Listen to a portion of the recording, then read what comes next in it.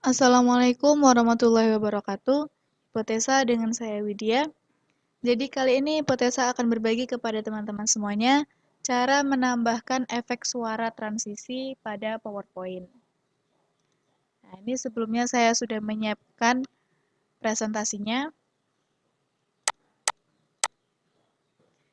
Dan caranya yaitu di tab transisi ini ada tool-tool transisi yang kita butuhkan. Nah, misalnya ini. Nah, di sebelahnya, di sebelah efek option ini ada sound. Kita klik aja sound. Nah, di sini ada banyak. Nah, di sini ada banyak efek-efek suaranya, tinggal kita pilih aja. Kita coba. Nah, seperti itu kurang lebih. Itu dia caranya.